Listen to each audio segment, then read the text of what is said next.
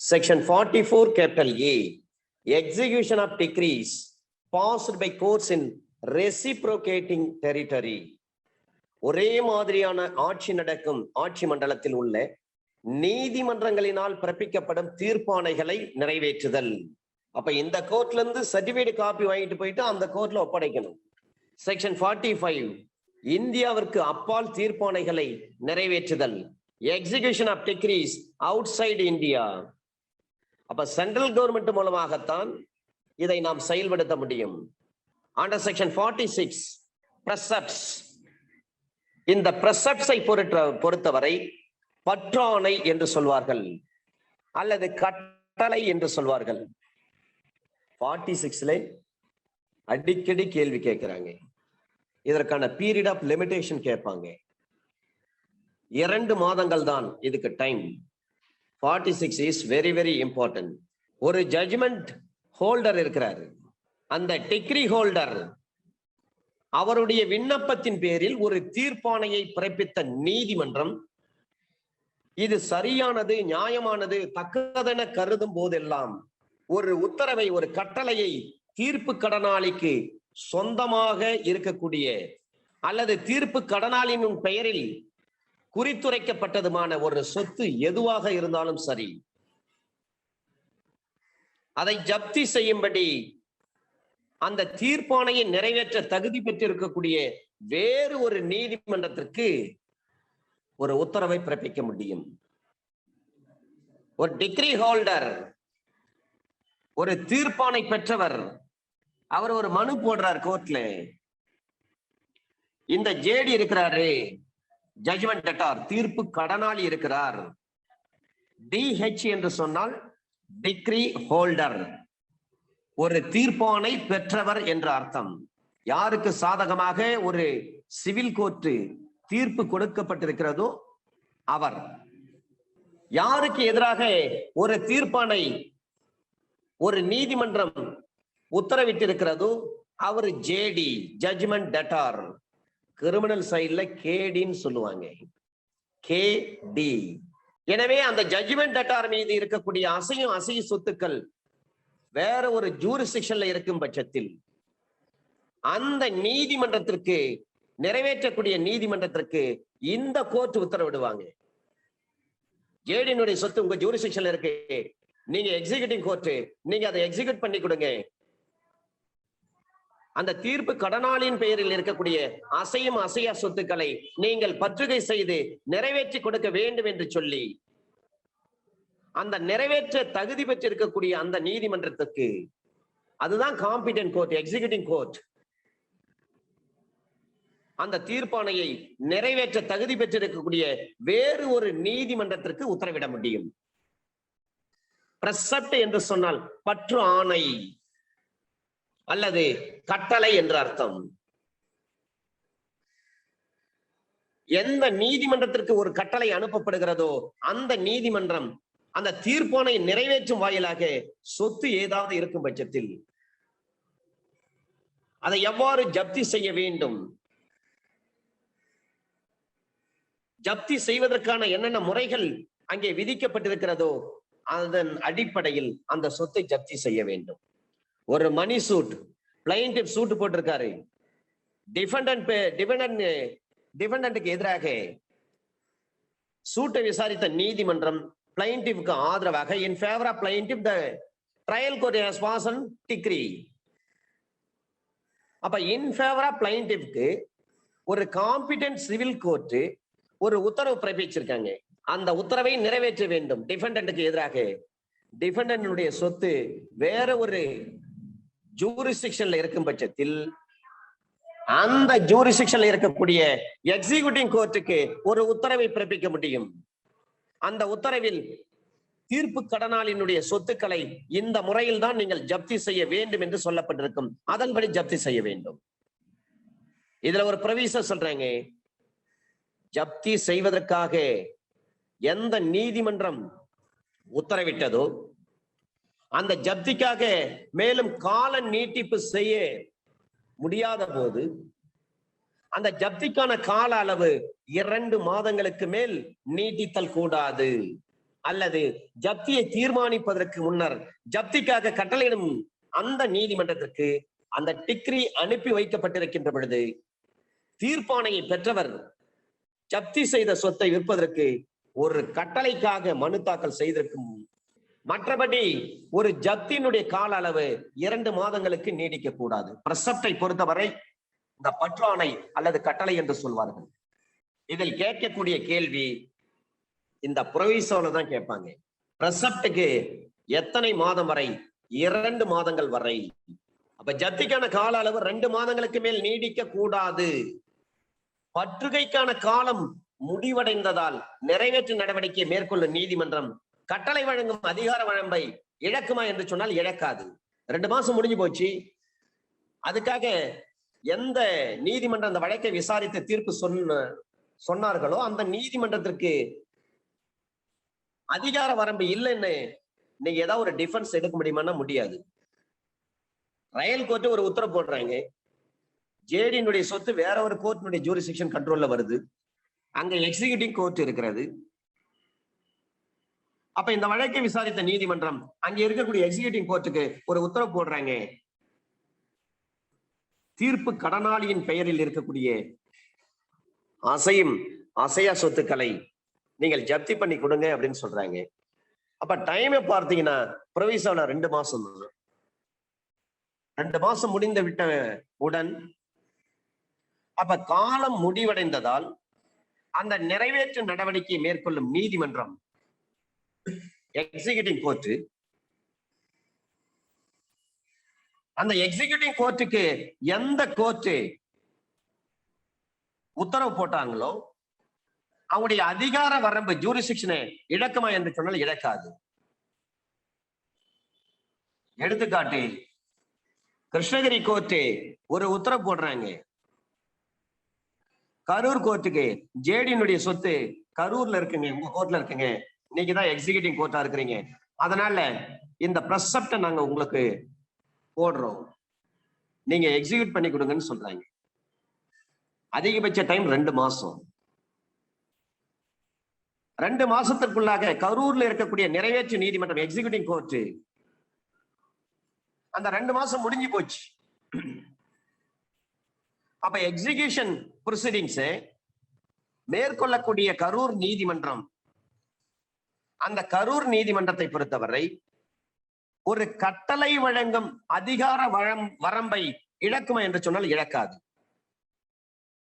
உடனே என்ன செய்ய முடியும்? செக்ஷன் 46 கீழ் புதுசா ஒரு நியூ அப்ளிகேஷன் போட வேண்டியதுதான். புதிதாக 2 மாசம் முடிஞ்சு போச்சு, ஒன்னும் பிரச்சனை கிடையாது. அதுக்காக அவங்க ஜூரிஸ்டிக்ஷன் செயல்படுத்த முடியாதுன்னு சொல்ல முடியாது. அடுத்தது ஃப்ரெஷ்ஷா ஒரு 46 போட வேண்டியதுதான். அதன் பேரில் புதிதாக நடவடிக்கை எடுக்க மற்றொரு நீதிமன்றத்திற்கு உத்தரவிட முடியும். 2 மாசம் முடிஞ்சிட்டா பயப்படாதீங்க sir. AIR 1990 Andhra Pradesh, page number 81. AIR 1990 Andhra Pradesh, page number 81. ஒரு பிரசப்ட் உத்தரவு போடுறாங்க சார். அந்த உத்தரவு போட்டவுடன் அதை நிறைவேற்றத்திற்காக வேற ஒரு கோர்ட்டுக்கு அந்த உத்தரவு போடுறாங்க. அப்ப தீர்ப்பாணை ஒன்றை நிறைவேற்றத்திற்காக மாற்றி வைத்தவுடன் ஒரு நீதிமன்றத்தினுடைய அதிகார வரம்பு முடிந்து விடாது. தீர்ப்பாணை ஒன்றை நிறைவேற்ற நடவடிக்கைக்கு அனுப்பி வைத்த பிறகும் அந்த நீதிமன்றம் கட்டளை ஒன்றை பிறப்பிக்க முடியும். AIR 1952 Patna, page number 213. இது ஃபுல் பெஞ்ச் கொடுத்த தீர்ப்பு. ஒரு தீர்ப்பானை நிறைவேற்றத்துக்காக வேற ஒரு கோர்ட்டுக்கு மாற்றி வச்சுட்டாங்க. இந்த கோர்ட் அந்த கோர்ட்டு கிட்ட சொல்றாங்க, நீங்க எக்ஸிக்யூட் பண்ணி கொடுங்கன்னு சொல்றாங்க. சொன்னதுனால இந்த நீதிமன்றத்திற்கு அதிகார வரம்பு முடிஞ்சு விடாது. அப்ப அதிகார வரம்பு முடிவடைந்து விடாது. தீர்ப்பானை ஒன்றை நிறைவேற்று நடவடிக்கைக்கு அனுப்பி வைத்த பிறகும் அந்த நீதிமன்றம் ஒரு உத்தரவை, ஒரு கட்டளை ஒன்றை பிறப்பிக்கலாம். AIR 1952 Patna, page number 213, full bench கொடுத்த தீர்ப்பு. அப்ப பிரசப்ட் உத்தரவு எந்த நீதிமன்றம் கட்டளை இட்டதோ அதே நீதிமன்றம் தான் உத்தரவு போட முடியும். எக்ஸிக்யூட்டிவ் கோர்ட் உத்தரவு போட முடியாது. ஒரு சொத்து இந்தியாவுக்கு வெளியில இருக்குது, செக்ஷன் 46 படி அட்டாச்மெண்ட் செய்ய முடியுமா? முடியாது. சொத்துக்கள் இந்தியாவுக்கு வெளியில் இருக்கின்ற பொழுது இந்த பிரிவின் கீழ் ஒரு அட்டாச்மெண்ட் செய்ய முடியாது. ஏஐஆர் 1931 லாகூர் பேஜ் நம்பர் 723. ஏஐஆர் 1931 லாகூர் பேஜ் நம்பர் 723. இந்தியாவுக்கு வெளியில் இருக்கக்கூடிய சொத்தை வந்து செக்ஷன் 46 படி அட்டாச் பண்ண முடியாது. Questions to be determined by court execution of decree. தீர்ப்பாணையை நிறைவேற்றும் நீதிமன்றத்தினால் முடிவு செய்யப்பட வேண்டிய பிரச்சனைகள். Questions to be determined by the court executive decree. தீர்ப்பாணைக்கு பிறகு ஒரு டிகிரி பாஸ் பண்ணிட்டாங்க, பார்ட்டிஸ் இருக்கிறாங்க அல்லது பார்ட்டிஸுடைய வாரிசுகள் இருக்கிறாங்க, அவர்களுக்கிடையே எழுகின்ற ஒரு பிரச்சனை அந்த தீர்ப்பாணையை நிறைவேற்றுவதும், இது சம்பந்தமாக எல்லா பிரச்சனைகளையும் தீர்ப்பாணை நிறைவேற்றும் நீதிமன்றத்தால் தீர்மானிக்கப்படுதல் வேண்டும். தனிப்பட்ட ஒரு வழக்கு மூலம் அந்த பிரச்சனைக்கு முடிவு செய்தல் கூடாது. டிகிரி பாஸ் ஆகி போச்சு, பாஸ் ஆன பிறகு தரப்பினர்களுக்கிடையே அல்லது அவர்களுடைய தரப்பினர்களின் வாரிசுகளுக்கிடையே எழுகின்ற தீர்ப்பாணையும், அவர்களுக்கிடையே ஏதேனும் பிரச்சனை இருந்தாலும் கூட அந்த தீர்ப்பாணையை நிறைவேற்ற வேண்டும். ஒரு மணி சூட்டு, பிளைன்டிஃப் கேஸ் போடுறாரு, சூட் ஃபைல் பண்றாரு, டிஃபெண்டன்ட் அவருக்கு எதிராக அந்த நீதிமன்றம் உத்தரவு பிறப்பிக்கப்பட்டிருக்கிறது. ஒருவேளை டிஃபெண்டன்ட் இறந்துட்டாரு, டிஃபெண்டன்ட்னுடைய லீகல் அயர்ஸ் இருப்பாங்க.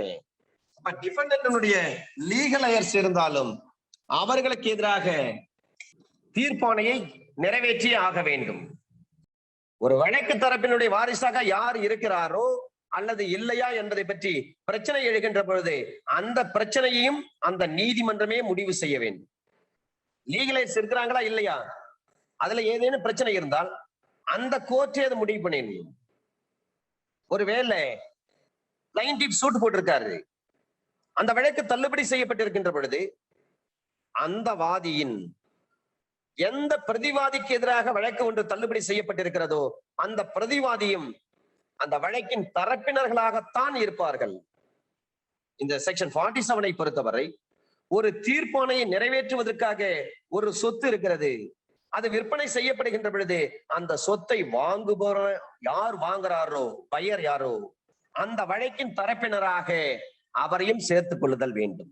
ஒரு டிகிரி எக்ஸிக்யூட் பண்றாங்க, சொத்து ஒன்று விற்பனை செய்யப்படுகின்ற பொழுது அந்த சொத்தை வாங்குபவரையும் அந்த வழக்கின் ஒரு தரப்பினராக கொள்ளுதல் வேண்டும், சேர்த்துக் கொள்ளுதல் வேண்டும்.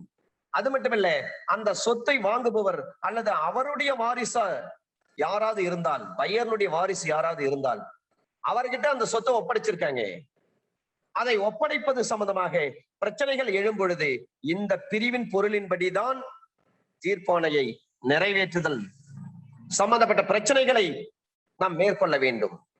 எக்ஸ்பிளனேஷன் 1ல சொல்லிட்டாங்க, ஒரு வழக்கு தள்ளுபடி செய்யப்பட்டிருக்கு, வாதியினுடைய வழக்கு, அந்த வாதியும் சரி, எந்த பிரதிவாதிக்கு எதிராக அந்த வழக்கு தள்ளுபடி செய்யப்பட்டதோ அந்த பிரதிவாதியும் அந்த வழக்கின் தரப்பினர்களாக இருக்க வேண்டும். எக்ஸ்பிளனேஷன் 2ல சொல்றாங்க, ஒரு தீர்ப்பானை நிறைவேற்றுவதற்காக சொத்து ஒன்று விற்பனை செய்யப்படுகின்ற பொழுது அந்த சொத்தை வாங்குபவரையும் வழக்கின் தரப்பினராக சேர்த்து கொள்ள வேண்டும்.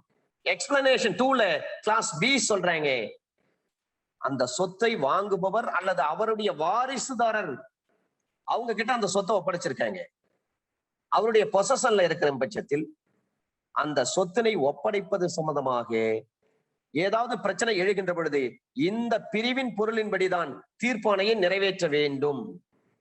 அப்ப செக்ஷன் 47 பொறுத்தவரை சார்ட்டர்ட் ஹைகோர்ட் என்று சொல்லக்கூடிய பட்டய உயர் நீதிமன்றத்திற்கு பொருந்தும். ஆனால் ஃபாரின் கோர்ட்டுக்கு செக்ஷன் 47 பொருந்தாது. அதை போலவே அயல்நாட்டில் இருக்கக்கூடிய சொத்துக்களை ஜப்தி செய்வதற்கு செக்ஷன் 46 பிரசப்ட்ஸ் அந்த பற்றாணை அல்லது கட்டளை பொருந்தாது. 46 பொருந்தாது, அயல்நாட்டு நீதிமன்றங்களுடைய தீர்ப்பாணைகளுக்கு பொருந்தாது. 47 அயல்நாட்டு நீதிமன்ற ஃபாரின் கோர்ட்ஸுடைய ஜட்ஜ்மெண்ட்டுக்கு அந்த டிகிரிக்கு பொருந்தவே பொருந்தாது. 47 ஒரு கேள்வி என்பது வழக்கு தரப்பினர் சம்பந்தப்பட்டதாக இருக்க வேண்டுமே தவிர வழக்கு தரப்பினர்களை பாதிக்கக்கூடிய அளவில் இருக்கக்கூடாது. ஒரு தீர்ப்பாணை வழங்குறாங்க, ஒரு நபருடைய பெயர் அதில் பதிவு செய்யப்படாத போது பின்னர் தொடர் நடவடிக்கையால் அவர் பிற்பட்ட காலங்களில் ஒரு தரப்பினராக சேர்க்கப்பட மாட்டார். டிகிரி வழங்குறப்பவே அவர் ஒன் ஆஃப் த பார்ட்டியா இருக்கணும் சூட்ல. அதை பதிவு செய்ய இருக்கணும். பதிவு என்று சொன்னால் சூட்லயே அவர் பேர் வரணும்னு அர்த்தம். அதன் பிறகு ஏதாவது ஒரு நடவடிக்கை எடுக்கிறாங்க, ஸ்டெப்ஸ் எடுக்கிறாங்க, பின்னிட்டு அவர் இந்த வழக்கில என்ன ஒரு ஒன் ஆஃப் த பார்ட்டியா நீங்க ஆட் பண்ணுங்க அப்படின்னு சொல்லி கேட்க முடியுமா? முடியாது.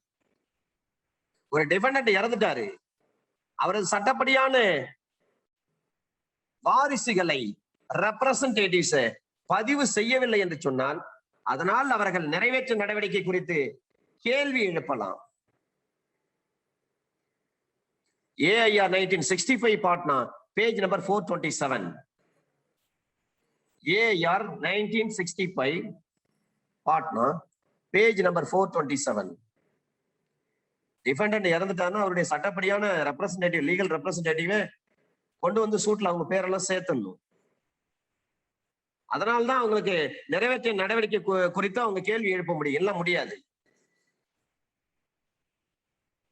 ஒரு டிகிரி ஹோல்டருடைய சொத்து அவருடைய உடைமையில் கொண்டு வருவதை மூன்றாம் நபர் யாராவது தடுத்தால் அவர் வழக்கினுடைய தரப்பினராக வருவாரா? வர முடியாது. தீர்ப்பானை பெற்றவர் அந்த சொத்தை தமது உடைமையில் கொண்டு வருவதை மூன்றாம் நபர் ஒருவர் தடுப்பதால் அவர் வழக்கின் தரப்பினராக மாட்டார். தேர்ட் பார்ட்டி தடுக்கிறாங்கன்றதுக்காக அவரை கொண்டு இந்த சூட்ல ஒரு எதிர்பார்ட்டியை போட முடியுமா? முடியாது. AIR 1957 Jammu and Kashmir page number 23 division bench கொடுத்த தீர்ப்பு. ஒரு டிகிரி ஹோல்டர் ஜப்தி செய்திருக்கின்ற பொழுது அந்த நிலத்துல இருந்த பயிரெல்லாம் ஒரு தேர்ட் பார்ட்டி என்ன பண்றாரு? அறுவடை பண்ணி எடுத்துட்டு போயிட்டார், வெட்டி எடுத்துட்டு போயிட்டார். அதனால இந்த வழக்கின் ஒரு தரப்பினராக அந்த தேர்ட் பார்ட்டியை சேர்க்க முடியுமா? முடியாது. இது 1970 வால்யூம் 30 மெட்ராஸ் பேஜ் நம்பர் 413 கொடுத்த டிவிஷன் பெஞ்ச் கொடுத்த தீர்ப்பு இது. அப்போ ஒரு டிகிரி நாம பாஸ் பண்ணி வாங்கிட்டு அதை எக்ஸிக்யூட் பண்ணுகின்ற பொழுது தேர்ட் பார்ட்டி யாராவது பிரச்சனை பண்ணார்னா அதன் பிறகு அந்த தேர்ட் பார்ட்டியை அந்த வழக்கின் ஒரு தரப்பினராக சேர்க்க முடியாது. ஒருவேளை ரைவல் டிகிரி ஹோல்டர் வராரு, எதிரான தீர்ப்பனை பெற்றவர்கள், இவர் ஒரு டிகிரி ஹோல்டர், அவரு ஒரு டிகிரி ஹோல்டர். அப்ப இந்த டிகிரி ஹோல்டர் இருக்காங்க பாருங்க, எதிரான தீர்ப்பானை பெற்றவர் ரைவல் டிகிரி ஹோல்டர், தீர்ப்பு கடனாளியின் ஜட்ஜ்மெண்ட் டெட்டார் அந்த ஜேடி அவர் ஒரு ரெப்ரசன்டேட்டிவா வருவார்னா வர முடியாது. அதே போல ஒரு கேஸ் பெண்டிங்ல இருக்கு, ஒரு அபிஷியல் ரிசீவர் ஒருத்தர் போடுறாங்க, சொத்து பேணுனர், அந்த அபிஷியல் ரிசீவர் அவர் அப்பாயிண்ட் பண்ணிட்டாங்கன்னா அவர் ரெப்ரசன்டேட்டிவா வருவார்களா? வரமாட்டாருங்க. Indian law report 1956 volume 1 Calcutta page number 171. ILR 1956 volume 1 Calcutta page number 171. இப்ப இந்த ILR 1956 volume 1 Calcutta page number 171ல சொல்றாங்க, ஒரு அபிஷியல் ரிசீவரை பொறுத்தவரை அவர் ரெப்ரசன்டேட்டிவாக இருக்க முடியாது. ஒரு தீர்ப்பானை மாற்றி வைக்கப்பட்டுள்ளதா என்பது குறித்து நிறைவேற்று நடவடிக்கை மேற்கொண்டுள்ள நீதிமன்றம் அந்த கேள்விக்கான நடவடிக்கையை, கேள்விக்கான முடிவை அவங்களே டிசைட் பண்ணலாம். ஒரு சேலை செட்டிசைட் பண்றாங்க, விற்பனையை நீக்கரவு செய்வதாக ஒரு தீர்ப்பு கடனாளியால் ஜட்ஜ்மெண்ட் டெட்டார் தாக்கல் செய்யப்படும் விண்ணப்பத்தில் ஏலத்தில் வாங்குபவரை தரப்பினராக சேர்ப்பது அவசியமா என்ற ஒரு கேள்வி. இதுக்கு முன்னாடி தேர்ட் பார்ட்டி நம்ம எக்ஸிகியூஷன் பண்றோம், அப்ப தேர்ட் பார்ட்டி பிரச்சனை பண்றாரு, அவரை நம்ம வழக்கினுடைய தரப்பினரா சேர்க்க முடியாது. ஆனால் இங்கே ஒரு சொத்து ஏலம் விடுறாங்க, விற்பனை செய்யறாங்க, அந்த விற்பனையை ரத்து பண்றதுக்கு ஒரு ஜேடி மனு போடுறாரு, ஜட்ஜ்மெண்ட் டெட்டார் தீர்ப்பு கடனாளி ஒரு மனு போடுறாரு. அவ்வாறு தாக்கல் செய்யப்படும் விண்ணப்பத்தில் அந்த ஏலத்தில் யார் பங்கெடுத்து பிட் அமௌண்ட் கட்டி அந்த ஏலத்தை யார் வாங்குபவர் யாரோ அவர் தரப்பினராக சேர்ப்பது அவசியமான ஒன்று. இந்த இடத்துல அந்த சொத்தை வாங்குறவரை ஒன் ஆஃப் த பார்ட்டியை நம்ம சேர்த்தே ஆக வேண்டும். ஆனா தேர்ட் பார்ட்டி பிரச்சனை பண்றான், நம்ம நிலத்துல நம்ம எக்ஸிக்யூட் பண்ண போற நேரத்துல நம்ம நிலத்துல இருக்க சவுக்கை, மூங்கில், எந்த ஒரு விவசாய பயிரா இருந்தாலும் சரி வெட்டி எடுத்துட்டு போயிட்டாருன்னா அவரை நம்ம பார்ட்டியை சேர்க்க முடியாது.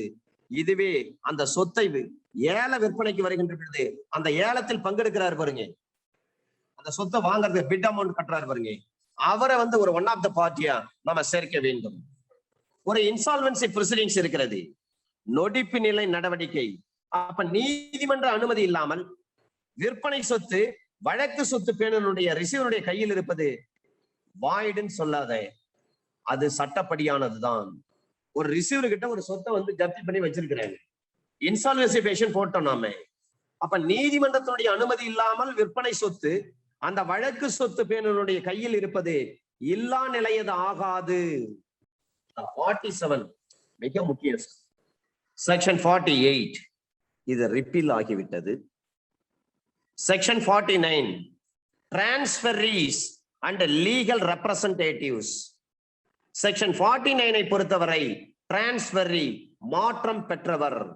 ஒரு தீர்ப்பாணையை ஒருவரிடமிருந்து மற்றொருவர் மாற்றம் பெற்றிருக்கின்ற பொழுது எதிர்வாதி முன்னதாக வாதிக்கு தொகை எதனையும் செலுத்தியிருந்தால் அதனை கழித்து கொண்டு மற்றவற்றுக்குத்தான் தீர்ப்பாணை நிறைவேற்ற முடியும். ஒரு டிகிரி பாஸ் பண்ணிட்டாங்க, பாஸ் பண்ணப்பட்ட டிகிரிய ஒருத்தவர் இன்னொருத்தர்கிட்ட மாற்றி கொடுக்கிறாரு. அவ்வாறு மாற்றி கொடுக்கின்ற பொழுது எதிர்வாதி அவர் முன்னிலையிலேயே வாதிக்கு அந்த தொகையை திருப்பி செலுத்துறாரு. ஏ என்பவர் ஒரு செக் அமௌண்ட் பி என்பவர்கிட்ட மாற்றி கொடுத்துட்டாரு. பி என்ன பண்றாரு, சி என்ற டிஃபெண்டன்ட்க்கு எதிராக அதை நிறைவேற்றும் சமயத்தில் அப்ப இதை மாற்றி கொடுத்த உடனே டிஃபெண்டன்ட் முன்னிலையிலேயே பி என்பவர் ஏவுக்கு குறிப்பிட்ட தொகையை கொடுக்கிறாரு. இந்தாங்க இந்த பணத்தை நீங்க வாங்கிக்கீங்க, கோர்ட் டிகிரி உங்களுக்கு ஃபேவரா இருக்கு, இதை நான் எக்ஸிக்யூட் பண்றேன் என் பேர்ல போட்டு, இந்த பணத்தை டிஃபெண்டன்ட்க்கு எதிர்ப்பா நான் வாங்கிக்கிறேன், அவர் 1 லட்சம் ரூபாய் உங்களுக்கு தரணுமா, இந்தாங்க அந்த பணத்தை நீங்க வாங்கிக்கீங்க அப்படின்னு டிகிரி ஹோல்டருக்கு அந்த செகண்ட் பார்ட்டி அந்த பணத்தை கொடுத்துருவார். யார் முன்னிலையில, இந்த பிரசன்ஸ் ஆஃப் டிஃபெண்டன்ட். சில நேரங்கள்ல இந்தியன் கான்ட்ராக்ட் ஆக்ட் படி சில நேரங்கள்ல டிஃபெண்டன்ட்க்கு ஆதரவாகவே வேற ஒருத்தர் வருவார், அவர் கொடுக்க வேண்டிய பணத்தை அதுல கொஞ்சம் பணம் நான் கொடுக்குறேங்க இந்தாங்கன்னு சொன்னா அந்த கொஞ்சம் பணத்தை அந்த பிளைன்டிஃப் வாங்கி கொண்டு எக்ஸிக்யூட் பண்ணுகின்ற பொழுது அந்த கொஞ்சம் பணத்தை யார் முன்னிலை, டிஃபெண்டன்ட் முன்னிலை பெற்றுக்கொண்டு எக்ஸிக்யூட் பண்ணுகின்ற பொழுது ஏற்கனவே பெறப்பட்ட அந்த தொகை அதை கழித்து கொண்டு மீதமுள்ள தொகைக்குத்தான் நீங்கள் எக்ஸிகியூஷன் செய்ய முடியும். செக்ஷன் 49 இந்த 49 படிக்கின்ற பொழுது 248 CRPC உங்களுக்கு நினைவில் வர வேண்டும்.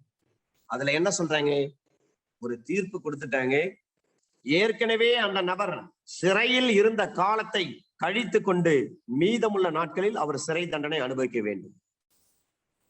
அங்க செட் ஆப் பண்றாங்க பாருங்க, அதே விஷயம் தான் செக்ஷன் 49 CPC சொல்றாங்க.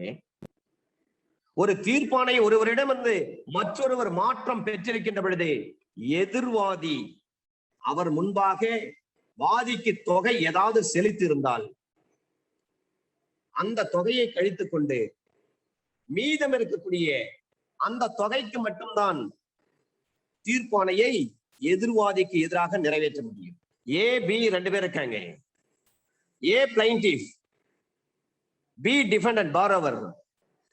பாரோவருக்கு எதிராக ஒரு தீர்ப்பணை வந்து போச்சு, அந்த டிகிரியை எக்ஸிக்யூட் பண்றாங்க. இதுக்கிடையில பீனுடைய வெல்விஷர் நலம் விரும்பி அவர் குறுக்கிட்டு உங்ககிட்ட பணம் வாங்கினவர் இருக்காரு ஜேடி, அவர் 1 லட்சம் ரூபாய் தரணும்னு சொல்லி டிகிரி பாஸ் ஆயிருக்கு, இந்தாங்க கொஞ்சம் பணம் நான் கொடுக்குறேன் அதுல அப்படின்னு சொல்லி கடன் பெற்றவர் அந்த டிகிரி ஹோல்டர் அவரு ஜட்ஜ்மெண்ட் டெட்டார்னுடைய அவர் சார்பா யார் பணம் கொடுக்கிறாரோ அவர்கிட்ட பெற்றுக்கொள்கிறார். அப்ப 1 லட்சம் ரூபாய் ஒரு 50,000 ரூபாய் வாங்கிட்டாருன்னா, பிளைன்டிஃப் வாங்கிட்டாருன்னா, அதாவது டிகிரி ஹோல்டர் வாங்கிட்டார் என்று சொன்னால் மீதி இருக்கக்கூடிய 50,000 ரூபாய்க்கு மட்டும்தான் அவர் எக்ஸிகியூஷன் பண்ண முடியும். இதுதான் 49. செக்ஷன் 50 மிக முக்கியமானது சார்.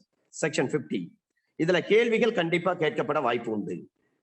ஒரு லீகல் ரெப்ரசன்டேட்டிவ், சட்டப்பூர்வமான வாரிசு என்பவர் யார்? இந்த செக்ஷன் 50ல சொல்லப்பட்ட இதே விஷயங்கள் உள்ள ஆர்டர்லயே சொல்றோம். அது மட்டும் கிடையாது, அப்படியே நீங்கள் சிஆர்பிசி படிக்கின்ற பொழுது அண்டர் செக்ஷன் 2WA அதுல விக்டிம்னா யாருன்னு சொல்லியிருப்பாங்க. விக்டிம் என்பவர் பாதிக்கப்பட்ட நபர் ஒருவேளை உயிரோடு இருந்தால் அவர் வருவார், அல்லது அவர் இறந்து போயிட்டாரு, அவருடைய ஸ்பாஸ், அவருடைய சிஸ்டர்ஸ், அவருடைய பிரதர்ஸ், அவருடைய பேரண்ட்ஸ், இவங்க எல்லாம் வருவாங்க. அப்ப இவங்க எல்லாம் யாரு? கார்டியன். இவங்க எல்லாம் யாருங்க? லீகல் ரெப்ரசன்டேட்டிவ்ஸ் அர்த்தம். அங்க அண்டர் செக்ஷன் 2WA சொல்றாங்க. இங்க செக்ஷன் 50 சொல்லப்பட்டிருக்கிறது லீகல் ரெப்ரசன்டேட்டிவ். ஒரு தீர்ப்பானை முழுமையாக தீர்க்கப்படுவதற்கு முன்பாக ஒரு தீர்ப்பு கடனாளி, அதாவது பிரதிவாதி, அவர்தான் ஜட்ஜ்மெண்ட் டெட்டார், ஜேடி, அவர் இறந்து போயிட்டாரு. அப்ப டிகிரி ஹோல்டருக்கு என்ன வழி இருக்கிறது? அந்த தீர்ப்பு கடனாளியால் அந்த வழக்கு தீர்க்கப்படாமல் மீதி இருப்பதை அவரது சட்டப்பூர்வமான வாரிசுகளுக்கு எதிராக நிறைவேற்றுமாறு அதை பிறப்பித்த நீதிமன்றத்தில் மனு தாக்கல் செய்யலாம். ஏ என்ற ஒரு நபர் பி என்ற ஒரு நபருக்கு 1 லட்சம் ரூபாய் கடன் கொடுத்திருக்காரு, மணி சூட்டு. கடன் வாங்கின பி, அவர் தான் பாரோவர், அவர் தான் டிஃபெண்டன்ட், அவர் இறந்து போயிட்டாரு. அப்ப கடன் வாங்கினவர் இறந்துட்டார் என்பதற்காக கடன் கொடுத்தவருக்கான சட்டப்படியான உரிமை அற்று போய் விடாது. அப்ப கடன் கொடுத்தவர் என்ன பண்ணலாம்? பிரதிவாதி இறந்துட்டான பிரதிவாதியினுடைய மனைவி, மகன் அல்லது மகள், அவர்கள் மீது வழக்கு தொடுக்க முடியும். ஏன்னா பணம் கொடுத்தவருக்கு சட்டப்படியான பாதுகாப்பு நம்ம கொடுத்தே ஆகணும் இந்த சட்டத்தின் மூலமாக. மணி சூட்ல டிஃபெண்டன்ட் இறந்துட்டாருன்னா ஒன்னும் பிரச்சனை கிடையாது. டிஃபெண்டன்டுடைய லீகல் ஹையர்ஸை கொண்டு வந்துடணும். மனைவி இருந்தா மனைவி, கணவர் இருந்தா கணவர், மகன் இருந்தா மகன், மகள் இருந்தால் மகள். அப்ப லீகல் ரெப்ரசன்டேட்டிவ்க்கு எதிராக ஒரு எக்ஸிகியூஷனை நம்ம அதாவது ஒரு நிறைவேற்றம் செய்யப்படுகின்ற பொழுது, இறந்து போயிட்டார டிஃபெண்டன்ட், அவர் சொத்துல எந்த அளவு வாரிசுக்கு உரிமை இருக்கிறதோ, வாரிசினுடைய கட்டுப்பாட்டுல எந்த அளவுக்கு அந்த சொத்து இருக்கிறதோ, அந்த சொத்து எவ்வளவு ரூபாய்க்கு எவ்வளவு தொகைக்கு விற்கப்படுதோ அந்த அளவுக்கு மட்டும்தான் அந்த வாரிசுதாரர் பொறுப்பாவார். ஒருவேளை 1 லட்சம் ரூபாய் பணம் வாங்கிட்டு டிஃபெண்டன்ட் இறந்துட்டாரு, பிளைன்டிஃப் கேஸ் போட்டு லீகல் ஹையர்ஸ் சேர்த்துட்டாரு. அப்ப லீகல் ஹையர்ஸ்க்கு எதிர்ப்பா எக்ஸிகியூஷன் பண்றாங்க. டிஃபெண்டன்டுடைய சொத்தை பொறுத்தவரை ஒரு 60,000 ரூபாய் பெருமானம் உள்ள சொத்தாகத்தான் இருக்கும் பட்சத்தில் அந்த சொத்து அந்த 60,000 ரூபாய்க்கு மட்டும்தான் எக்ஸிகியூஷன் பண்ண முடியும். மற்றபடி லீகல் ஹையர்ஸ் கிட்ட மீதி 40,000 ரூபாய் நீங்க பணம் கொடுங்க அப்படின்னு சொல்லி கேட்க முடியாது. ஒருத்தர் இறந்துட்டாரு, அவருடைய சொத்தை சட்டப்படியான வாரிசாக இருந்து யார் வருகிறாரோ அவர் லீகல் ரெப்ரசன்டேட்டிவ். அப்ப இறந்து போனவருடைய இடத்துல இருந்து சட்டப்படியான அந்த லீகல் ஹையர்ஸ் சேர்த்திருக்கின்ற பொழுது அவர் தான் அந்த வழக்கினுடைய தரப்பினராக இருப்பார். ஒரு தீர்ப்பு கடனாளி இறந்து போயிட்டார் மட்டுமே இந்த பிரிவு பொருந்தும், எல்லாம் செக்ஷன் 50 பொருந்தாது. அப்ப ஜேடி இறந்துட்டாருனா தான் செக்ஷன் 50 வரும். AIR 1935 Calcutta, page number 713. AIR 1935 Calcutta, page number 713. அப்ப ஒரு டிஃபெண்டன்ட் இறந்து விட்டால் மட்டுமே தான் செக்ஷன் 50 ஆஃப் CPC பொருந்தும். ஒரு அட்டாச்மெண்ட்டுக்கு பிறகு ஒரு ஜேடி இறந்துட்டாரு, ஆனா அட்டாச்மெண்ட்டுக்கு பிறகுதான் தீர்ப்பு கடனாளியுடைய சட்டப்படியான லீகல் ரெப்ரசன்டேட்டிவ் அந்த வழக்கில் சேர்ப்பது அவசியமா என்று சொன்னால் அவசியம்தான். பற்றுகைக்கு பிறகு தீர்ப்பு கடனாளி இறந்ததை அடுத்து தீர்ப்பு கடனாளியினுடைய சட்டப்படியான சார்பாளர்களை ரெப்ரசன்டேட்டிவ்ஸ் இந்த வழக்கில் சேர்ப்பது அவசியமான ஒன்று. AIR 1956, AIR 1955 கல்கட்டா, 2 ஜேர்னல்ல ரிப்போர்ட் ஆயிருக்கு. AIR 1955 Calcutta, page number 573. சரிங்க, லீகல் ரெப்ரசன்டேட்டிவ் யாருன்னு எந்த கோர்ட் முடிவு பண்ணும்? இது ஒரு கேள்வி. எந்த நீதிமன்றம் தீர்ப்பாணையை பிறப்பித்ததோ அந்த நீதிமன்றமே தீர்ப்பாணையை வேறொரு நீதிமன்றத்துக்கு மாற்றுவதற்கு முன்பாக யார் சட்டப்படியான வாரிசுகள் என்பதை, யார் சட்டப்படியான சார்பாளர்கள் லீகல் ரெப்ரசன்டேட்டிவ்ஸ் என்பதை முடிவு செய்தல் வேண்டும். அப்ப லீகல் ரெப்ரசன்டேட்டிவ் யாருன்னு எந்த கோர்ட் முடிவு பண்ணும்? எந்த நீதிமன்றம் அந்த தீர்ப்பாணையை பிறப்பித்ததோ அந்த நீதிமன்றம் தான் முடிவு பண்ணும். அந்த டிகிரியை வேற ஒரு கோர்ட்டுக்கு அனுப்பி நீங்க எக்ஸிக்யூட் பண்ணி கொடுங்கன்னு சொல்றாங்க. அந்த எக்ஸிகியூஷன் கோர்ட் இதை முடிவு பண்ணுமானா முடிவு பண்ண மாட்டாங்க. டிகிரியை எந்த நீதிமன்றம் பாஸ் பண்ணதோ அந்த நீதிமன்றம் தான் லீகல் ரெப்ரசன்டேட்டிவை முடிவு செய்ய வேண்டும். AIR 1926 Madras page number 411. Decree pass பண்ண கோர்ட் தான் லீகல் ரெப்ரசன்டேட்டிவ் யார் என்று சொல்லி தீர்மானிக்க வேண்டும். அந்த டிகிரியை பாஸ் பண்ண நீதிமன்றம் வேற ஒரு கோர்ட்டுக்கு அந்த டிகிரி அனுப்பி நீங்க எக்ஸிக்யூட் பண்ணி கொடுங்க அப்படின்னு சொல்றாங்கன்னா அந்த எக்ஸிகியூஷன் கோர்ட் இந்த லீகல் ரெப்ரசன்டேட்டிவ் பற்றி அவங்க தீர்மானிக்க முடியாது. மாறாக தீர்ப்பு வழங்கிய நீதிமன்றம் தான் லீகல் ரெப்ரசன்டேட்டிவ் யார் என்று தீர்மானிக்கும். செக்ஷன் 51 ப்ரொசீஜர் இன் எக்ஸிகியூஷன், நிறைவேற்றுகை நடைமுறை. அப்ப நிறைவேற்றுதலை அமல் செய்ய நீதிமன்றத்துடைய அதிகாரங்கள் என்ன? Powers of court to enforce execution. ஒரு நிறைவேற்று நீதிமன்றத்துடைய அதிகாரங்களை பற்றி செக்ஷன் 51ல சொல்றாங்க. கிளாஸ் ஏல அந்த வழக்கு சொத்தை ஒப்படைக்கும்படி எக்ஸிகியூஷன் கோர்ட் உத்தரவு போடலாம். சொத்தை ஜப்தி பண்ணி சேல் பண்றதுக்கு எக்ஸிகியூஷன் கோர்ட் உத்தரவு போடலாம். ஜப்தி செய்யாமல் விற்பனை செய்வதன் மூலமும் தீர்ப்பானை நிறைவேற்ற முடியும். முதல் பாயிண்ட் வழக்கு சொத்தை ஒப்படைங்க அப்படின்னு சொல்லி எக்ஸிகியூஷன் கோர்ட் உத்தரவு போடலாம். ரெண்டாவது பாயிண்ட் கிளாஸ் B ல சொல்றாங்க, அந்த சொத்தை ஜப்தி மூலம் விற்பனை செய்வதன் மூலம் அல்லது ஜப்தி செய்யாமல் விற்பனை செய்வதன் மூலம் தீர்ப்பானையை நிறைவேற்ற முடியும். கிளாஸ் C ல சொல்றாங்க 50(18) படி கைது செய்தலும் காவலில் வைத்தலும் அனுமதிக்கத்தக்கதாக இருக்கின்ற பொழுது அந்த பிரிவில் என்ன சொல்லப்பட்டிருக்கிறதோ அந்த கால அளவிற்கு மேற்படாத கால அளவுக்கு கைது செய்து சிறையில் வைக்கணும். அப்ப எக்ஸிகியூஷன் கோர்ட் செக்ஷன் 58ல சொல்லப்பட்டு இருக்கக்கூடிய சிவில் பிரிசன், அந்த சிவில் பிரிசனுக்கு எவ்வளவு கால அளவு சொல்லப்பட்டிருக்கிறதோ அந்த கால அளவு வரை சிறையில் வைப்பதற்கு எக்ஸிகியூஷன் கோர்ட் உத்தரவு போடுவாங்கன்னா போடுவாங்க. இப்ப 58ல என்னென்ன விஷயங்கள் சொல்லப்பட்டிருக்கிறது? ஒருத்தர் டிடென்ஷன், அவரை டிடென்ஷன் வைப்பது, அவரை ரிலீஸ் பண்ணுவதை பற்றி சொல்றாங்க. 5000 ரூபாய்க்கு மேற்பட்ட ஒரு பணத்தொகையா, அந்த பணத்தை கட்டாமல் இருக்கிறாரு, அவருக்கு சிவில் பிரிசன். செக்ஷன் 58 CPC பொறுத்தவரை 5000 ரூபாய்க்கு மேற்பட்ட ஒரு பணத்தொகையாக இருக்கும் பட்சத்தில் 5000 ரூபாய்க்கு மேல ஒரு டிகிரி பாஸ் பண்ணிருக்கிறாங்க ஒரு மணி சூட்ல, அந்த பணத்தை கட்ட தவறாரு ஜேடி, உடனே அவருக்கு அதிகபட்சம் எவ்வளவு நாள் ஜெயில வைக்க முடியும்? 3 மாதங்கள் வரை ஜெயில வைக்க முடியும். Not exceeding 3 months. சிவில் பிரச்சனை பொறுத்தவரை திருச்சி ஜெயில தான் இருக்கிறது. சிவில் பிரச்சனைக்கு நம்ம உத்தரவு வாங்கினால் 3 வேளை சாப்பாட்டுக்கு நாம தான் ஜெயில பணம் கட்டணும். இதே கிரிமினல் சைடு ஒரு சண்டை நடந்து போச்சு, போலீஸ் அரெஸ்ட் பண்றாங்க, அவருக்கு 3 வேளை சாப்பாடு அரசாங்கம் போடுவாங்க. ஆனால் சிவில் பிரச்சனை பொறுத்தவரை நாம தான் பணம் கட்டணும். பிளைன்டிஃப் தான் பணத்தை வந்து பே பண்ணு. He will have to pay the money. இதே 2000 ரூபாய்க்கு மேற்பட்டு 5000 ரூபாய் வரை அதற்கான ஒரு உத்தரவுனா 6 வாரங்கள் வரை சிறை தண்டனை.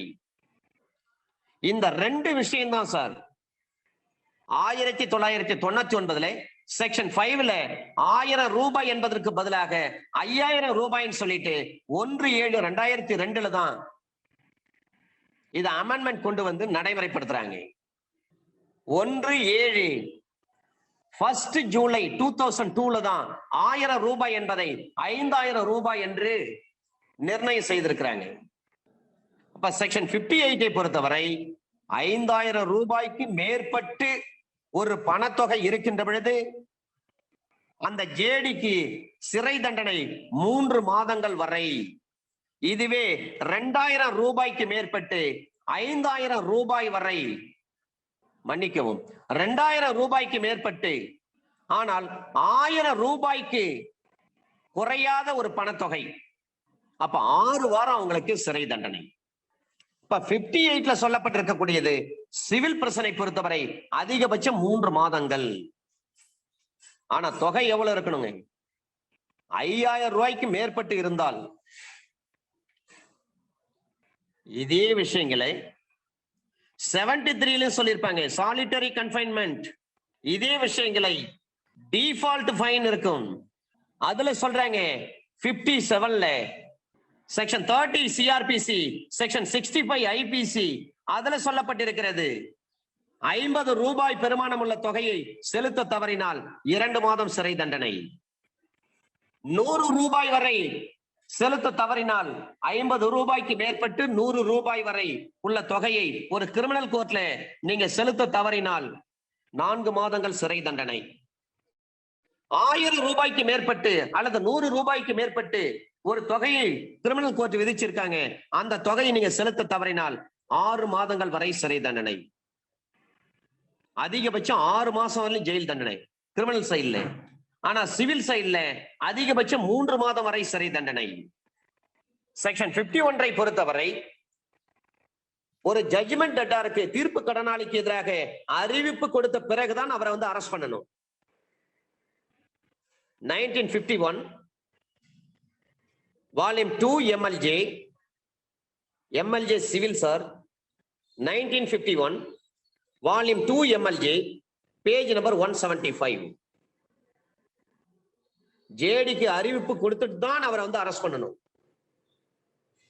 ஒரு எக்ஸிகியூஷன் இருக்கு, இது சம்பந்தமாக ஒரு அப்பீல் பெண்டிங்ல இருந்துட்டு இருக்கு. அப்ப மேல்முறையீட்டு நீதிமன்றம் அதுல ஒரு ஸ்டே ஏதாவது வழங்க முடியும். ஆனால் இந்த டிகிரியை நிறைவேற்றம் செய்யும் அதிகாரம் கொண்ட அந்த நீதிமன்றம் அது போன்று ஒரு ஸ்டே வழங்க முடியுமானா முடியாது. அப்ப ஸ்டே யார் வழங்கலாம்? அப்பல்லட் கோர்ட் மட்டும்தான் ஸ்டே வழங்க முடியும். எக்ஸிகியூட்டிவ் கோர்ட் ஒரு ஸ்டே வழங்க முடியாது. AIR 1989 NOC notes of case அர்த்தம். NOC 31 பஞ்சாப், இந்த பஞ்சாப் லா ஜர்னல்ல ரிப்போர்ட் ஆயிருக்கு, page number 373. AIR 1989 NOC 31 Punjab law journal 373. அப்ப தீர்ப்பானை நிறைவேற்ற நடவடிக்கையில் மேல்முறையீடு இருக்கின்ற பொழுது அந்த மேல்முறையீட்டு நீதிமன்றம் அதில் தடையாணை வழங்கலாம். ஆனால் தீர்ப்பானையை நிறைவேற்றும் நீதிமன்றம் அது போன்ற ஒரு தடையாணையை வழங்க முடியாது. ஒரு தீர்ப்பானையில் உள்ளவைகளை உடனடியாக நிறைவேற்றவில்லை என்பதால் தீர்ப்பு கடனாளிக்கு நேரடியாக சிறை தண்டனை வழங்குதல் கூடாது. அது ரொம்ப மிக மோசமானது. டிகிரியில சொல்லப்பட்டிருக்க விஷயங்களை உடனே நிறைவேற்றி கொடுக்கணும். அப்படி உடனே நிறைவேற்றி கொடுக்கல, ஜேடிய நேரடியா ஜெயிலுக்கு அனுப்பலாமா? நேரடியாக சிறை தண்டனை வழங்குதல் கூடாது. அது மிகவும் மோசமான ஒரு விஷயம். AIR 1982 Madras page number 81. AIR 1982 Madras page number 81. ஒரு தீர்ப்பான வழங்கிட்டாங்க, உடனடியா நிறைவேற்றி கொடுக்கல, அதனால அந்த ஜேடிய நேரடியா ஜெயிலுக்கு அனுப்பாதீங்க. நோட்டீஸ் கொடுத்துட்டு எல்லா வேலையும் பாருங்க. செக்ஷன் 52 தீர்ப்பாணையை சட்டபூர்வமாக ஒரு enforcement of decree against legal representatives. அப்ப சட்டப்பூர்வ வாரிசுகளுக்கு எதிராக ஒரு தீர்ப்பாணையை நிறைவேற்றுதல். செக்ஷன் 50ல சொல்றாங்க சட்டப்பூர்வமான வாரிசுனா யாருன்னு சொல்றாங்க. செக்ஷன் 52 CPCல சொல்றாங்க அந்த வாரிசுகளுக்கு எதிராக என்ஃபோர்ஸ் ஆஃப் டிகிரி எவ்வாறு செய்வது. அப்ப வாரிசு ஒரு தீர்ப்பான டிகிரி வாரிசுக்கு எதிராக பிறப்பிக்கப்பட்டு இருப்பதோடு மட்டுமல்ல, இறந்து போனவனுடைய சொத்திலிருந்து பணம் செலுத்தப்படுவதற்காகத்தான் இருக்கின்ற பொழுது அந்த தீர்ப்பனையை, அந்த சொத்தை ஜப்தி செய்து விற்பனை யார் செய்கிறார்களோ அவர்கள் மூலமாக இதை நிறைவேற்ற முடியும். அப்ப ஒரு தீர்ப்பாணை வாரிசுக்கு எதிராக பிறப்பிக்கப்பட்டிருக்கிறது. லீகல் ரெப்ரசன்டேட்டிவ் எதிராக ஒரு ஜட்ஜ்மெண்டே வந்திருக்கு, எக்ஸிக்யூட் பண்றாங்க. லீகல் ரெப்ரசன்டேட்டிவ் எப்போ வராங்க? செக்ஷன் 15 படி டிஃபெண்டன்ட் இறந்துட்டானா அவருடைய வாரிசுகள் வராங்க.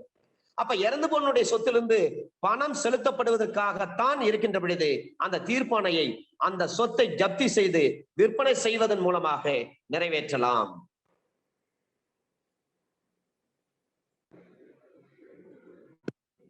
ஒரு கோயில் இருக்கு, அந்த கோயிலுடைய பிரிஸ்ட் இருக்கிறாரு, குருக்கள்,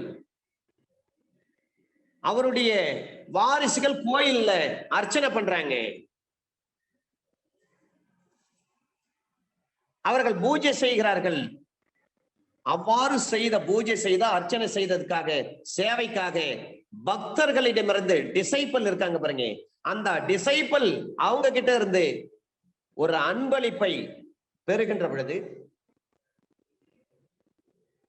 அந்த பிரிஸ்டுக்கு எதிராக, அந்த குருக்களுக்கு, அந்த பூசாரிக்கு எதிராக ஒரு தீர்ப்பானை நிறைவேற்றுவதின் பொருட்டு ஒரு ஜப்தி செய்ய முடியுமானா முடியாது.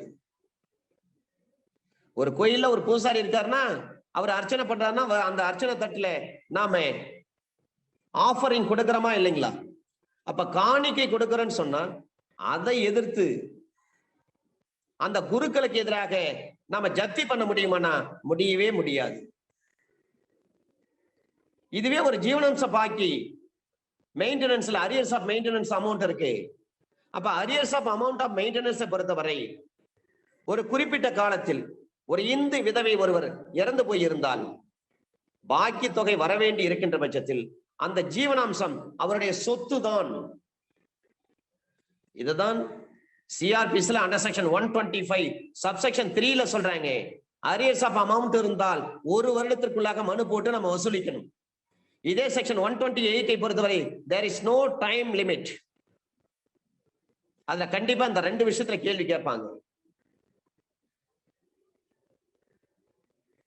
இங்க அரியர்ஸ் ஆஃப் அமௌண்ட் இருக்கு. அந்த அம்மா இறந்துட்டாங்க, இறந்துட்டாலும் ஒண்ணும் பிரச்சனை இல்லை. அந்த அரியர்ஸ் ஆஃப் அமௌண்ட் என்பது இறந்து விட்ட அந்த அம்மாவுடைய சொத்து தான்.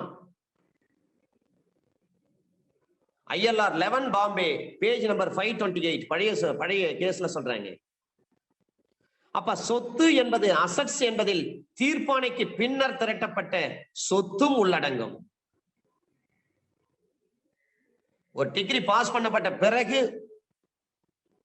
சில பேர் சம்பாதிச்சு அதுவும் AIR 1925 நாக்பூர் பேஜ் நம்பர் 383.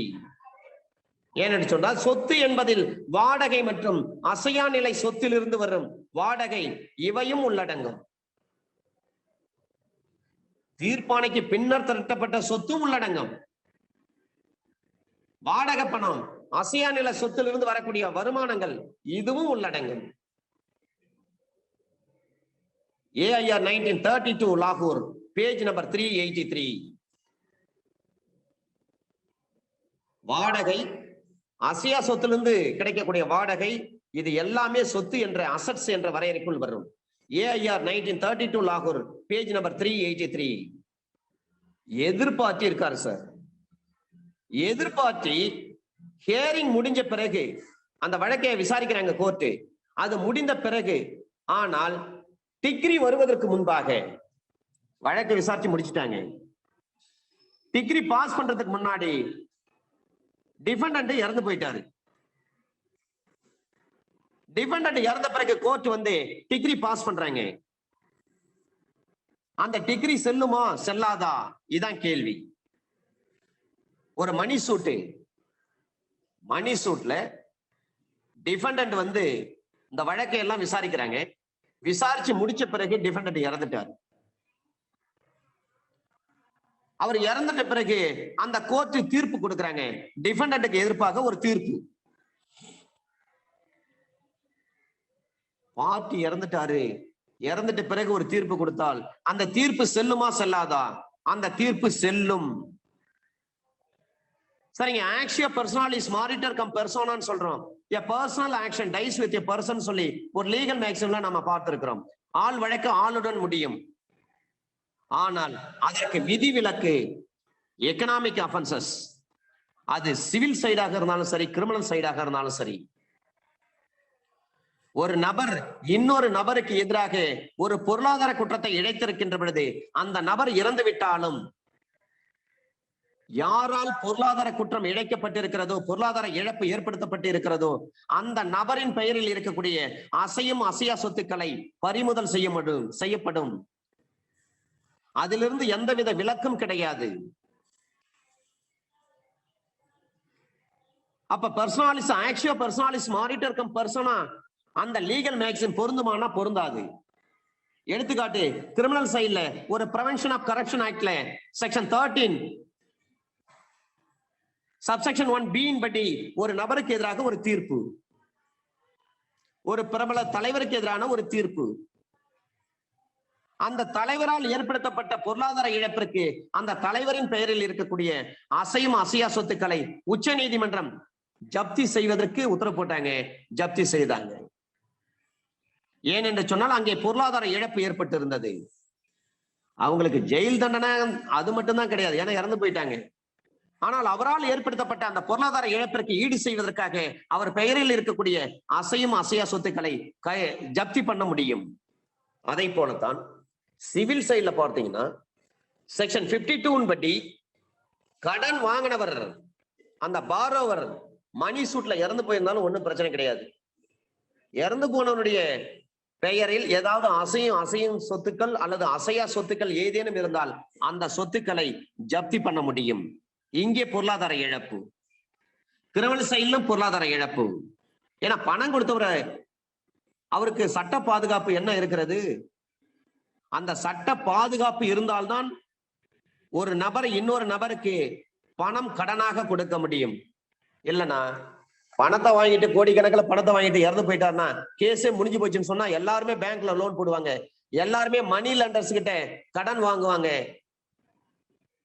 கடன் வாங்கிட்டு ஒரு குறிப்பிட்ட லட்சம் ரூபாய், குறிப்பிட்ட கோடி ரூபாய் கடன் வாங்கிட்டு சூசைட் பண்ணிட்டாங்கன்னா பணம் கடன் கொடுத்தாரே அவருக்கு என்ன சட்ட பாதுகாப்பு இருக்கிறது? அதை உறுதிப்படுத்துவதற்காகத்தான் செக்ஷன் 52ல சொல்றாங்க, டிஃபெண்டன்ட் இறந்தாலும் பரவாயில்ல, அவருடைய பெயரில் இருக்கக்கூடிய அசையா சொத்துக்களை ஜப்தி பண்ண முடியும். அந்த டிஃபெண்டன்னுடைய வாரிசுதாரர்களுக்கு எதிராக வழக்கு தொடுக்க முடியும், நிறைவேற்ற நடவடிக்கையும் எக்ஸிகியூஷன் ப்ரொசீடிங்ஸ் செய்ய முடியும்னு சொல்றாங்க. அப்ப execution proceedings can be done against the legal heirs of deceased defendant. இறந்துவிட்ட பிரதிவாதியினுடைய வாரிசுகளுக்கு எதிராக நிறைவேற்ற நடவடிக்கை எடுக்க முடியும். இந்த வழக்குல 1937 வந்த வழக்கு இது. இந்த வழக்கை விசாரிக்கிறாங்க. விசாரிச்சு முடிச்சு தீர்ப்பு சொல்ல போறதுக்கு முன்பாக அந்த எதிர்தரப்பு ஜேடி ஜட்ஜ்மெண்ட் டெட்டார் டிஃபெண்டன்ட் இறந்து போயிட்டாரு. அவர் இறந்த பிறகுதான் கோர்ட்டு தீர்ப்பு சொல்றாங்க. ஆனா அதுக்கு முன்னாடி கேஸ் விசாரிச்சு முடிச்சுட்டாங்க, ட்ரையல் நடத்தி முடிச்சுட்டாங்க. ஜட்ஜ்மெண்ட் சொல்றதுக்கு வாய்தா ஒத்தி வச்சிருக்காங்க. அந்த கேப்ல டிஃபெண்டன்ட் இறந்துட்டாரு. டிஃபெண்டன்ட் இறந்துட்டாலும் நீதிமன்றம் தீர்ப்பு சொல்றாங்க. அந்த தீர்ப்பு செல்லாதுன்னு சொல்லி டிஃபென்ஸ் எடுத்தாங்க. அந்த டிஃபென்ஸ் தள்ளுபடி செய்யப்பட்டது. ஒரு வழக்கை விசாரணை செய்து முடிக்கப்பட்ட பிறகு தீர்ப்பு சொல்வதற்கு முன்பாக எதிர்வாதி இறந்திருந்தால் இந்த நேரத்தில் அந்த வழக்கு விசாரணை நீதிமன்றம் வழங்கிய தீர்ப்பு சட்டப்படி செல்லும். AIR 1937 Patna page number 321. AIR 1937 Patna page number 321. Section 53 liability of ancestral property. இங்கதான் சார் மூதாதையனுடைய சொத்து அது எந்த அளவுக்கு பொருந்தும், அதனுடைய கடப்பாடு என்ன? அப்ப மூதாதையர் சொத்து என்றாலும் பூர்வீக சொத்து என்றாலும் ஒரே அர்த்தம் தான். பூர்வீக சொத்தினுடைய கடப்பாடு என்ன? liability of ancestral property. Section 50 என்ன சொல்றாங்க? லீகல் ரெப்ரசன்டேட்டிவ்னா யாருன்னு சொல்றாங்க. செக்ஷன் 52 என்ன சொல்றாங்க? அந்த லீகல் ரெப்ரசன்டேட்டிவ்க்கு எதிராக ஒரு டிகிரியை எக்ஸிக்யூட் பண்ண முடியும்னு சொல்றாங்க. செக்ஷன் 53 என்ன சொல்றாங்க?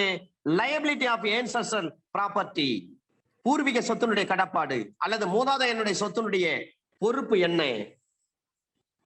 அப்ப செக்ஷன் 52ல சொல்லப்பட்டிருக்கக்கூடிய நோக்கங்களை பொறுத்த மட்டில் இறந்து போன மூதாதையர் யாராவது இருந்தால் அவர் பட்ட கடனுக்காக தாத்தா சொத்து வச்சிருக்காரு, ஆனாலும் அவர் கடன் வாங்கிட்டு இறந்து போயிட்டாரு. அப்ப தாத்தா கடன் வாங்கிட்டு இறந்து போயிட்டாரு, தாத்தா பேர்ல சொத்து இருக்கிறது. அப்ப மூதாதையர் ஒரு பட்ட கடனுக்காக எந்த சொத்தை பொறுத்து தீர்ப்பாணை ஒன்று பிறப்பிக்கப்பட்டிருக்கிறதோ அந்த சொத்து இறந்து போனவருடைய சட்டபூர்வமான வாரிசு என்ற முறையில் அவரது மகன் அல்லது வேறு வழி தோன்றலின் வகைக்கு அவங்க கிட்ட அந்த சொத்து வந்திருக்கும் பட்சத்தில் இறந்து போன மூதாதையருக்குட்பட்ட கடனுக்காக அதை ஜப்தி செய்யலாம். தாத்தா உயிரோட இருக்காரு, கடன் வாங்கி இருக்காரு, சூட்டு போட்டிருக்காங்க, மணி சூட்டு. இதுக்கு இடையில தாத்தா இறந்துட்டாரு. தாத்தாவுடைய சொத்து அவருடைய மகனுக்கு வந்திருக்கலாம் அல்லது பேரனுக்கு வந்திருக்கலாம். அப்ப பேர பிள்ளைகள் அவருடைய பொசஷன்ல இருக்கலாம் அல்லது மகன் அவருடைய பொசஷன்ல அந்த சொத்து இருக்கலாம். இந்த நேரத்துல அந்த மூதாதையருக்கு எதிராக அந்த தாத்தாவிற்கு எதிராக ஒரு நீதிமன்றம் தீர்ப்பு வழங்கி இருக்கின்ற பொழுது தற்போது அந்த சொத்து தாத்தாவுடைய சொத்து மூதாதையருடைய சொத்து யாருடைய வசத்தில் இருக்கிறதோ அவருக்கு எதிராக தாத்தா பெற்ற கடனுக்காக அந்த சொத்தை ஜப்தி பண்ண முடியுமானா தாராளமா ஜப்தி பண்ணலாம். அப்ப சிபிசி அண்டர் செக்ஷன் 53 பொறுத்தவரை ஒரு மூதாதையர் கடன் வாங்கி இறந்து போயிட்டாரு. அந்த மூதாதையர் பேர்ல ஒரு அசையா சொத்துக்கள் இருக்கிறது. அந்த மூதாதையருடைய சொத்து தற்பொழுது யார் வசம் இருக்கிறதோ, மகனிடமோ பேரனிடமோ கொள்ளு பேரனிடமோ அல்லது எள்ளு பேரனிடமோ, அப்ப எள்ளு பேரனா இருந்தாலும் சரி, கொள்ளு பேரனா இருந்தாலும் சரி, மகனாக இருந்தாலும் சரி, அவங்க கிட்ட மூதாதையர் சொத்து இருந்தால் அந்த சொத்துக்கு எதிர்ப்பா நம்ம ஜப்தி உத்தரவு வாங்க முடியும். அப்ப அட்டாச்மெண்ட் பண்ண முடியுமா? தாராளமா பண்ணலாம். இல்லைங்க, எங்க தாத்தா தாத்தாவுடைய தாத்தா கடன் வாங்கிட்டாரு, அதுக்காக இப்ப எப்படிங்க இந்த சொத்தை நீங்க அட்டாச் பண்றீங்க? இதெல்லாம் சரியில்லைன்னு சொல்ல முடியுமா? முடியவே முடியாது. ஒரு டிஃபென்ஸ் எடுக்க முடியுமா? முடியவே முடியாது. அப்ப சிபிசி அண்டர் செக்ஷன் 53 பொறுத்தவரை ஒரு இந்து கூட்டு குடும்பம் அதுல தலைவரா இருக்கிறாருன்னு சொன்னா அவர் பேர் கர்த்தா என்று சொல்லுவோம். கர்த்தா என்ற குடும்ப தலைவர். ஒரே எதிர்வாதியாக இருந்த இறந்து போனுடைய சொத்துக்களை பொறுத்து அவருடைய சட்டமுறை வாரிசுகளுக்கு எதிரான தீர்ப்பானை, இறந்து போனவருடைய சொத்துக்கள் அதனுடைய விஷயம் என்ன, அந்த சொத்துக்களை யார் இறந்து போயிருக்காரோ பாகம் பிரிக்கப்படாத இருக்கின்ற சூழ்நிலையில் ஒரு கூட்டு குடும்ப சொத்தாக இருக்கு. Hindu joint family undivided property, undivided Hindu joint family property, Hindu கூட்டு குடும்ப பாகம் பிரிக்கப்படாத சொத்தாக இருக்கும் பட்சத்தில் மற்ற உறுப்பினர்களுக்கு என்னென்ன அதுல டைட்டில் இருக்கோ, கிளைம் இருக்கிறதோ, அந்த பாத்தியதை உரிமை மாற்றம் செய்யும் அவருடைய உரிமையும் இதுல உள்ளடங்கும். ஒரு சொத்திற்கு 4-5 பேர் அதுல உரிமை கொண்டாடுறாங்க, எங்களுக்கும் பாகம் உண்டு அப்படின்னு சொல்றாங்க. அப்ப மற்ற உறுப்பினர்களுடைய அந்த பாத்தியதை, அந்த உரிமை மாற்றம் செய்யும் அவருடைய உரிமைகளையும் இதுல சேர்த்து நம்ம கேஸ் போடணும். மூதாதையர் கடன் வாங்கிட்டு இறந்துட்டாருன்னா அது எத்தனை வழி தோன்றலாக இருந்தாலும் சரி, மூதாதையருடைய சொத்து இப்ப யார் கண்ட்ரோல் இருக்கு அத்தனை பேரை பார்ட்டியை சேர்க்க வேண்டியதுதான். செக்ஷன் 54 இதை சொன்ன வழக்கு 1999 லா வீக்லி பேஜ் நம்பர் 589. 1999 லா வீக்லி பேஜ் நம்பர் 589. செக்ஷன் 54 ஒரு சொத்தை பாக பிரிவினை செய்தல் அல்லது பங்கை பிரித்தெடுத்தல். ஒரு partition of estate or separation of share. நீங்க சூட் ஃபார் பார்ட்டிஷன் போடுறீங்கன்னா எந்த ஆர்டர், எந்த ரூல்ல நீங்க சூட் ஃபார் பார்ட்டிஷன் போடுவீங்க? யாராவது சேட்ல போடுங்க சார். நார்மலா ஆர்டர் 7 ரூல் 1ல நீங்க ஃபைல் பண்ணுவீங்களா, அல்லது சூட் ஃபார் பார்ட்டிஷனுக்கு எந்த ஆர்டர், எந்த ரூல்ல நீங்க ஃபைல் பண்ணுவீங்க case? Very good, Selva Ganapathi sir போட்டிருக்காங்க. ஆர்டர் 26 ரூல் 13ல நீங்க பெட்டிஷன் போடணும். அது அசையா சொத்தினை பாக பிரிவினை செய்வதற்கான கமிஷன் இது. அப்ப commission to make partition of immovable property section 54 படி சொல்லப்பட்டில்லாத எந்த சந்தர்ப்பத்திலும் நீதிமன்றமானது இந்த தீர்ப்பாணையில் விளம்பரப்படுத்தப்பட்டிருக்கக்கூடிய அந்த உரிமைகளுக்கு ஏற்ப பாக பிரிவினை செய்வதற்கு அல்லது பாகத்தை பிரிப்பதற்கு அது நியாயமானது என்று கருதுகிற ஒரு நபரை கமிஷனராக நியமிக்க முடியும். அப்ப ஆர்டர் 26 ரூல் 13ல என்ன சொல்றாங்க? செக்ஷன் 54 சிபிஸ்ல சொல்லப்பட்டிருக்கின்ற விஷயத்தின் அடிப்படையில ஒரு கமிஷனர் அப்பாயிண்ட் பண்ணுங்கன்னு சொல்றாங்க. அவர் தான் அந்த சொத்தை பிரிச்சு கொடுக்கணும். சொத்தை பிரித்து கொடுப்பதற்காக ஒரு ஆணையரை நியமிக்கலாம்.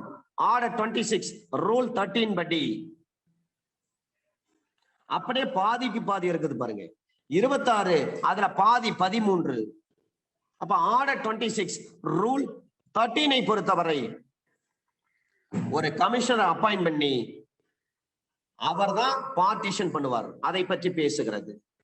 ஒரு தீர்ப்பாணையானது அரசாங்கத்துக்கு செலுத்த வேண்டிய வரி விதிக்கப்பட்டுள்ள பிரிவினையாகாத சொத்தை அன்டிவைடட் ப்ராப்பர்ட்டியை பாக பிரிவினை செய்வதற்காக அல்லது அந்த சொத்தின் ஒரு பங்குல தனிப்பட்ட சுவாதீனத்திற்காக இருக்கின்ற பொழுது அந்த சொத்தின் பாக பிரிவினை அல்லது அந்த பங்கை பிரித்தெடுத்தல் அல்லது அத்தகைய சொத்துக்களின் பங்குகளை தனிப்பட்ட சுவாதீனம் செய்து, இது சம்பந்தமாக அவ்வப்போது நடைமுறையில் எந்த சட்டம் இருந்தாலும் சரி, அதன்படி ஒரு மாவட்ட ஆட்சியர்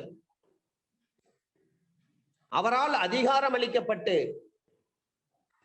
அனுப்பப்படும் ஒரு அரசு இதழ் பெற்ற ஒரு கெசட்டட் ஆபீசர் அவங்க என்ன செய்யலாம்? அந்த சொத்தை பிரிக்க முடியும். செக்ஷன் 54ல அரசுக்கு செலுத்த வேண்டிய வரி பாக்கிக்காக ஒரு பாகம் பிரிக்கப்படாத ஒரு சொத்து இருக்கிறது. அப்ப அந்த சொத்தை என்ன பண்ணலாம்? ஜப்தி பண்ண முடியும். சொத்துக்கு யார் யாருக்கு தனிப்பட்ட முறையில வந்து ஷேர் இருக்கோ அந்த சுவாதீனம் செய்வது சம்பந்தமாக அவ்வப்போது from time to time எந்த சட்டம் நடைமுறையில் இருக்கிறதோ அந்த சட்டத்தின்படி டிஸ்ட்ரிக்ட் கலெக்டர் ஒரு கெசட்டட் ஆபீசரை அனுப்பி அதை பாக பிரிவினை செய்ய வைக்க முடியும். எதுக்காகனா கவர்மெண்ட்டுக்கு செலுத்த வேண்டிய வரி பாக்கி அப்படியே பெண்டிங்ல இருக்கு. ஆனா அவருடைய பெயரில் வந்து சொத்து இருக்கிறது. எனவே அந்த பாகம் பிரிக்கப்படாத சொத்தை அட்டாச் பண்ணி சேல் பண்ணி அதுல இருந்து வர்ற பணத்தை அரசுக்கு செலுத்த வேண்டிய அந்த வரியை எடுத்துக்கொள்வார்கள். அப்ப கலெக்டர் யாரை நியமிக்கிறாருங்க? ஒரு கெசட்டட் ஆபீசர், அரசிதழ் பதிவு பெற்ற ஒரு கீழ்நிலை அலுவலர். செக்ஷன் 54 படிக்கின்ற பொழுது ஆர்டர் 26 ரூல் 13 படிக்கணும். அங்க ஒரு கமிஷன் அப்பாயிண்ட் பண்ணி சொத்தை பாக பிரிவினை பண்றாங்க. கமிஷனர் பற்றி தனியாக செக்ஷன் 75 ஐபிஎஸ்ல சிபிஎஸ்ல நம்ம பார்த்துட்டோம். இதுவே ஒரு சிஆர்பிசியாக இருக்கின்ற பொழுது 284 சிஆர்பிஎஸ்ல கமிஷனர் பற்றி படிச்சிருப்போம்.